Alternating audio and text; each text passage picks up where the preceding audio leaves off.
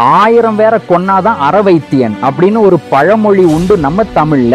இதை தப்பா புரிஞ்சுக்கிட்டாங்கடா நம்ம மக்கள். ஏன்னா 1000 பேர் சாகணும், அப்போதான் ஒரு நல்ல மருத்துவர் ஆக முடியும்னு நினைச்சிட்டாங்க. ஆனா உண்மையான அர்த்தம் என்ன தெரியுமா? இத மாதிரி நம்ம தமிழ்ல உள்ள அறிவியலையும் கலாச்சாரத்தையும் வரலாறையும் தொடர்ந்து தெரிஞ்சுக்க சப்ஸ்கிரைப் பண்ணிக்கோங்க. அந்த வேர்னு சொல்றது மனிதன் அல்ல, மூலிகை வேர், மரத்தின் வேர். ஒரே மூலிகையை 1000 முறை டிஃப்ரெண்ட் பிளேஸ்ல டிஃப்ரெண்ட் சிச்சுவேஷன்ல பயன்படுத்தி பார்த்தாதான் அவளோட ஒரிஜினல் மெடிசினல் ப்ராப்பர்ட்டி தெரியும். அதுதான் உண்மையான அறவைத்தியன். அதாவது ட்ரையல் அண்ட் எரர் மூலம் உண்மையான மருத்துவத்தை கண்டுபிடிக்கிறவங்க தான் அறவைத்தியர். ஆனா நம்ம தமிழ் பழமொழியை தப்பா புரிஞ்சு ஒரு விஞ்ஞான அறிவை யதார்த்தமா நம்பாம மறந்துட்டோம். இதுதான் தமிழன் அறிவு.